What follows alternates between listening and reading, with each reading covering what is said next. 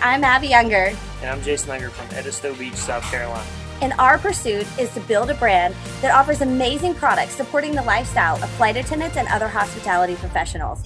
Our current goal is to sell 100 pairs of Zedia shoes. And our family goal is for me to go part-time in my aviation job by May 31st.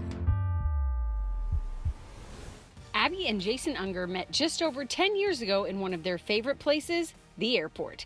Abbie was a flight attendant and Jason was working at the gate. It was pretty much love at first sight, and they were engaged just 3 weeks later.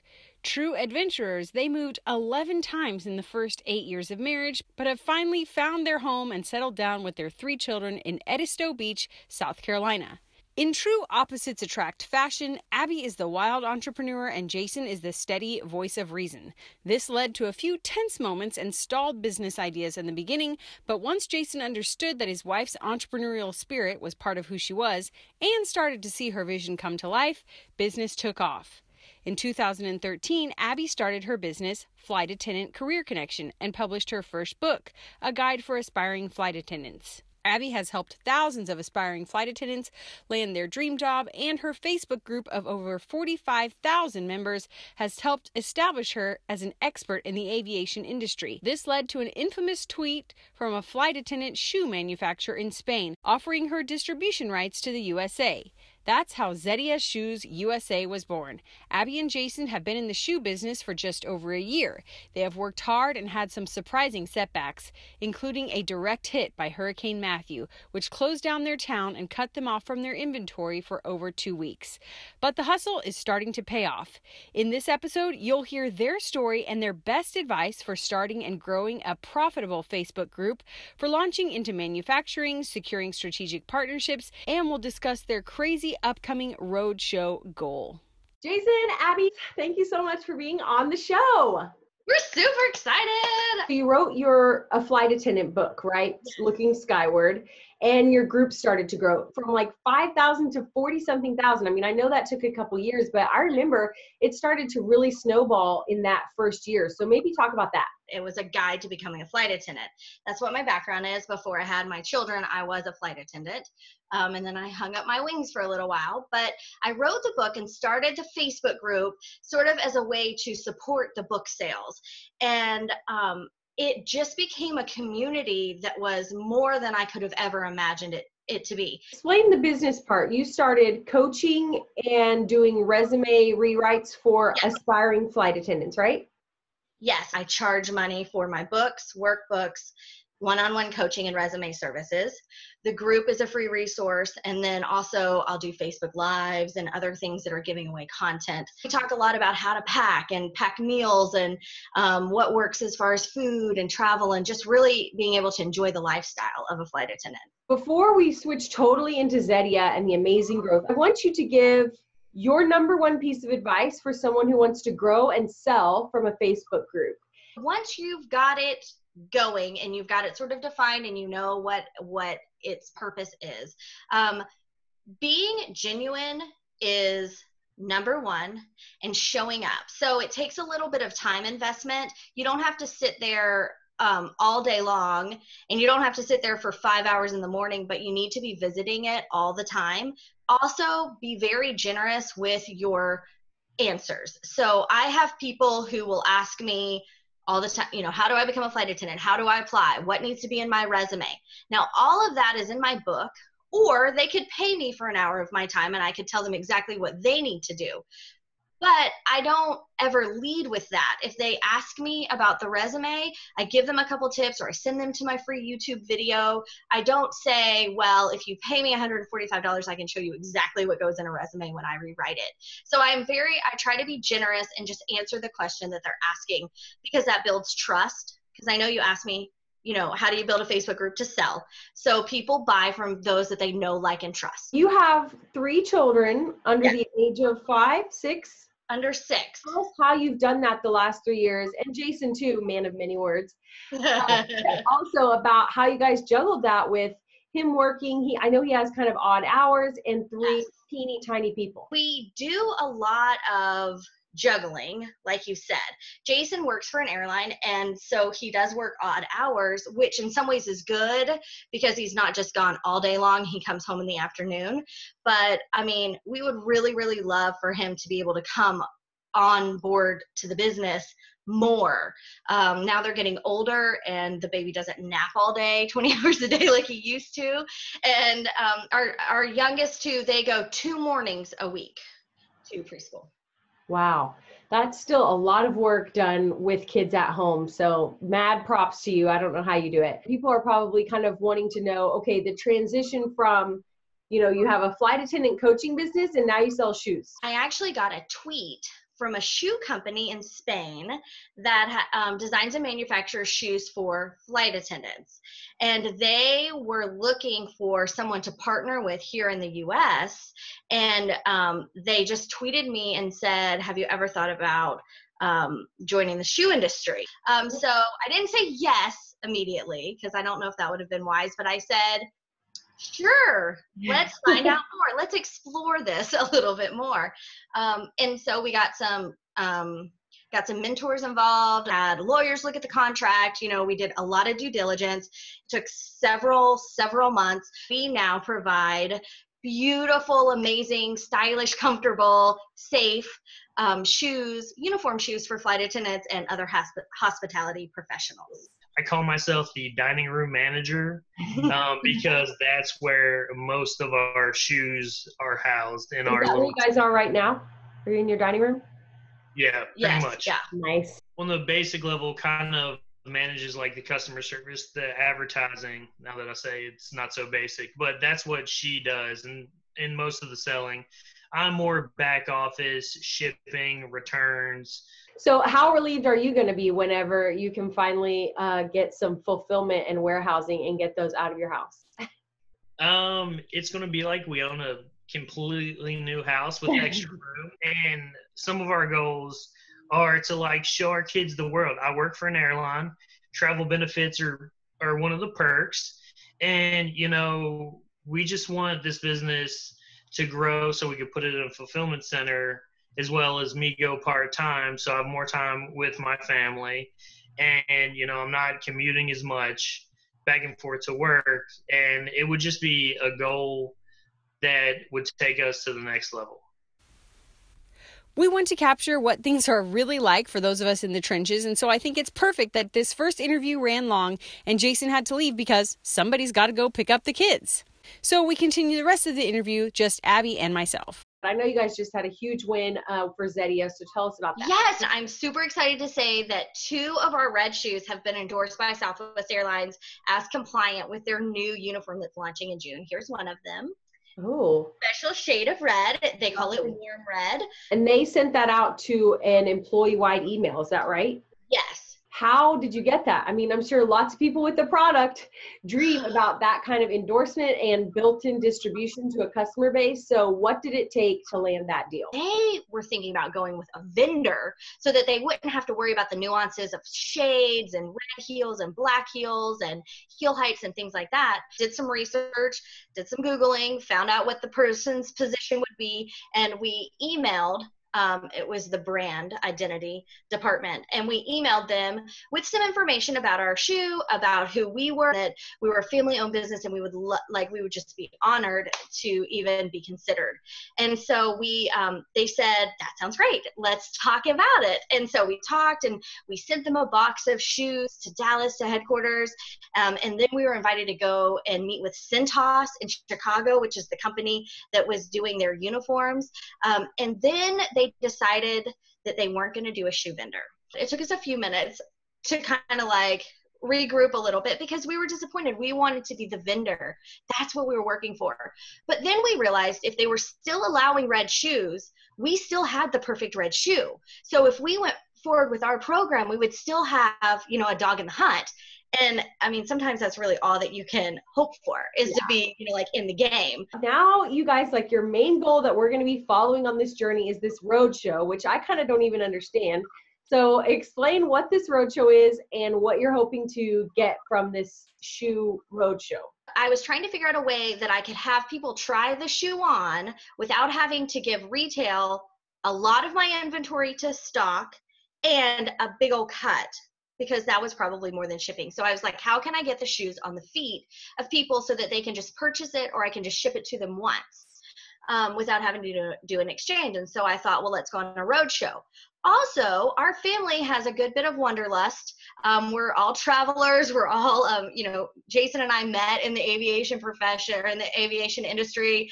And so we like to go, we like to travel. 14 days away from home sounds amazingly awesome to us. It's like an adventure. For some of the stops, we're not going to take the kids on all the stops with us. And then I've done some research and found some drop-in daycare centers kind of along the way, and done some research and made some phone calls.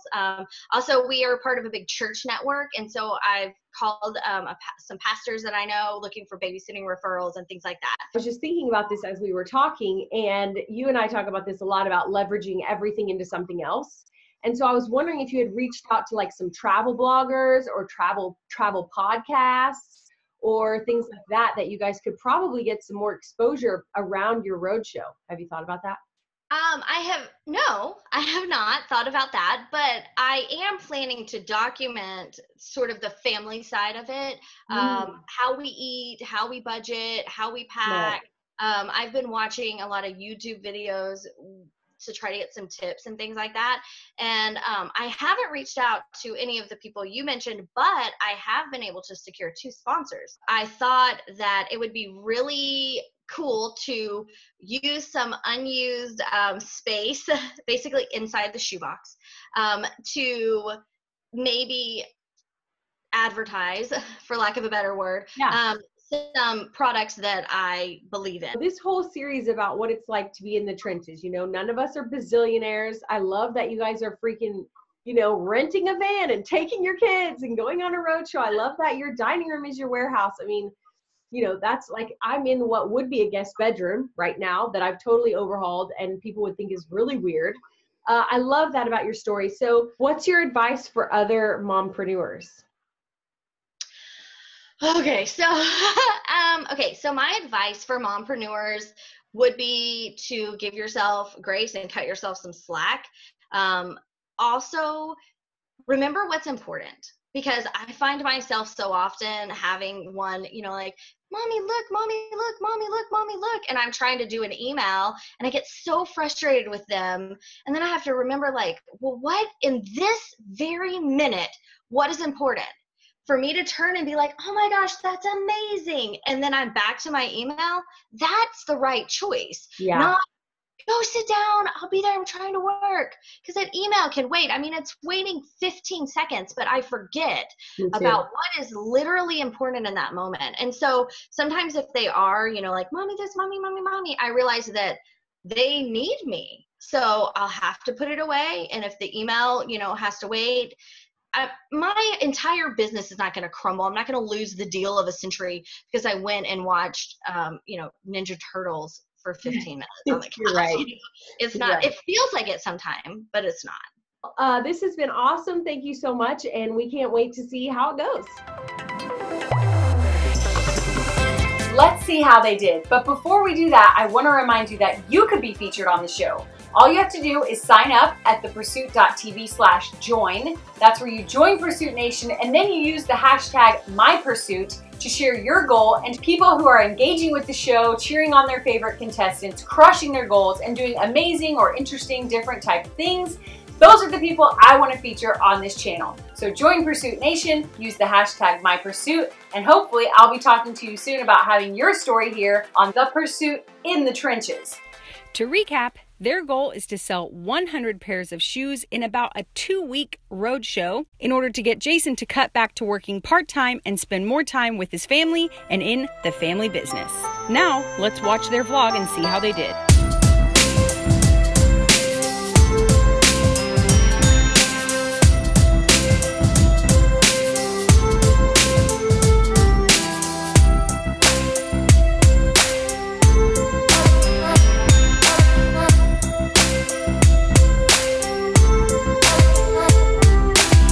Bad news, it's not that big of a deal, but I heard back from the Jacksonville airport, and even though I got all the paperwork to rent the executive room, since we are trying to sell something, like do retail, there's something in their lease agreement with their retail tenants that we can't.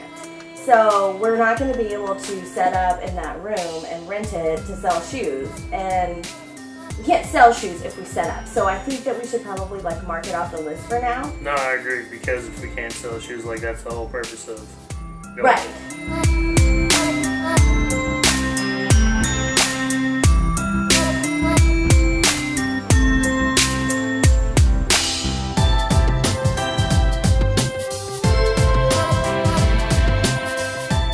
Update, we've now done 2 of these flight attendant crew room visits where we set up and we offer our shoes for try on and orders. This is big part of our road trip is Southwest is letting us come into their flight attendant crew bases, so we're trying to schedule that logistically as well as not hit any deer while we drive. The feedback was awesome. I feel like we're hitting our goals, we're hitting our numbers. We need to hit about 20 pairs of shoes sold, and I think we're at like 27 and pretty close to 20, so we're doing really well, I feel like, as far as hitting our goals.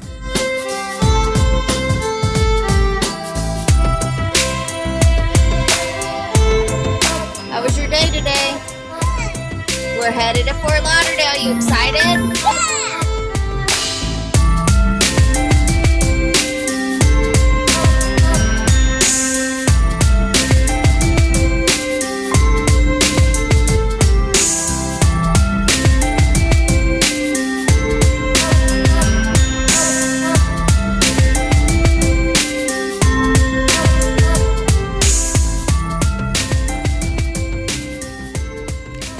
Here we are in our makeshift office. This is a room at our hotel. I've got Emily Grace chilling there. I've got Baby Jet sleeping right next to me. And I'm replying to emails as Jason boxes up shoes.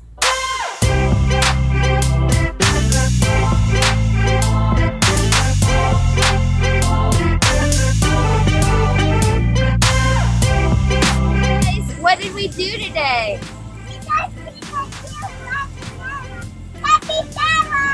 We saw Capybella at the zoo. Really love that we made it work where we could take our children, because that's important for us as a family, that we share these experiences with our children and that they get to travel and that they get to see cool things. And so we made it work. Today was slower. Today we saw a lot more men, which we have mostly, well, we have all women's shoes with us. We do have a men's shoe available online, but we didn't bring it on this trip. So we saw less women than we've seen over from the last couple stops. So sales were not as great. Our children spent the day at an amazing drop-in child care facility here in Orlando that's affiliated with a church. It's called Kids Life. It was great. We dropped them off. They had a great day. So far I'm encouraged, although today wasn't the best. Of course, everybody thinks their product is amazing, but what I've learned is everybody's foot fits differently in shoes. Everybody has a different preference on how they want their shoes to feel. So, I mean, we heard a lot even of style. People have just different style.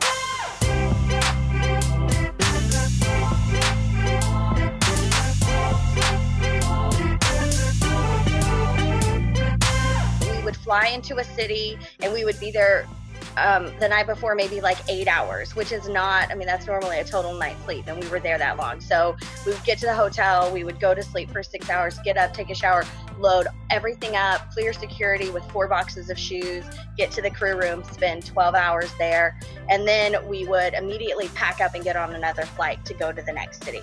And so we did that like 5 or 6 times during the month of May. So it got to be exhausting. Find out next week. Did they sell 100 pairs of shoes and cut back Jason's hours? Plus, we'll dive deep into the business of Camille Virginia, the founder of Master Offline Dating, based in Chicago, Illinois. Tune back every Wednesday for this first amazing season of the pursuit in the trenches.